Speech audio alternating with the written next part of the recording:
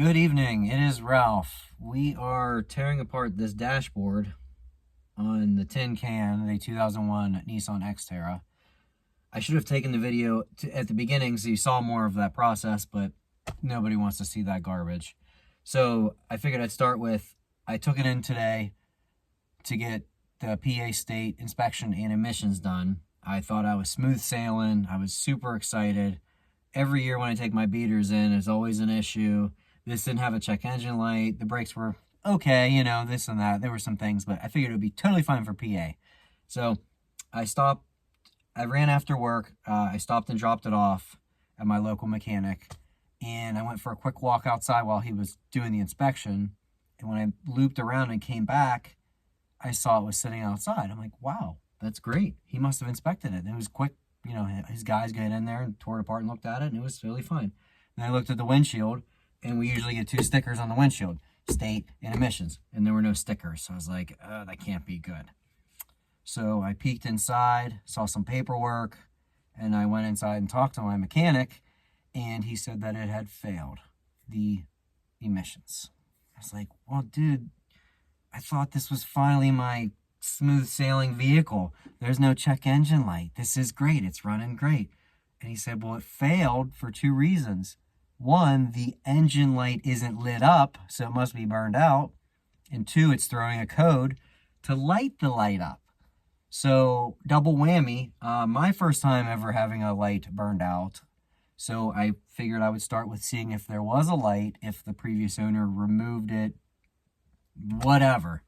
So started turning the dashboard, got it out, took it apart, which this is what the dashboard backside looks like. A couple light bulbs. These are the bulbs, 2 plugs. They're all a little different, but very, very similar. So down here, they're all labeled. Down here, you have whatever, cruise control, oil lights. These are all your little lights. The check engine light bulb was in there, so no one removed it to give me, you know, a quickie on me and, you know, rip me off and say, oh, there's no light on, Ralph, finally. It was just burned out, which is my first time ever I'm seeing that. I've had other lights burned out. So I'm replacing the bulb. I have a bulb. I'm going to put it back together and kind of take a break for the night and then review the code that it's throwing and go back over it and try to troubleshoot to get that code to turn off, whether it needs a new part.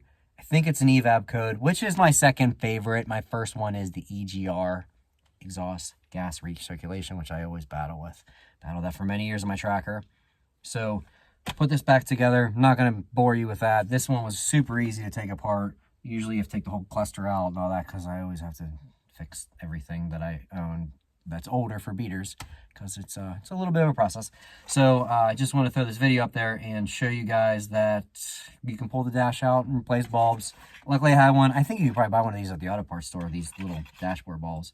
But first time I've ever had this happen, and it is a double whammy, and it really sucks. So I'm going to troubleshoot, continue driving it. Hopefully I don't get pulled over.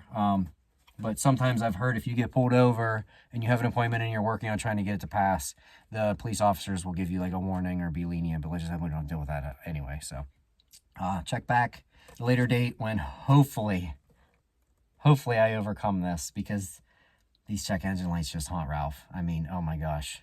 There was one, I twisted my ankle a year or 2 ago working on the tracker, and Elizabeth, my wife, and my daughter even, they're like, just relax, just figure it out. You'll be fine. You can do this. And it just haunts me. So we're going to do this. Do it together. All right. Thank you. And like and subscribe. I have 0 subscribers. Well, I have 3 subscribers. I don't know who they are. 0 likes, 0 comments. If you want to comment, just comment, negative or positive. And if you've had a Xterra with an EVAP code and any advice, I'd be really interested in hearing about any of it, because I will troubleshoot it and take that advice and run with it. So thank you. All right. Good night.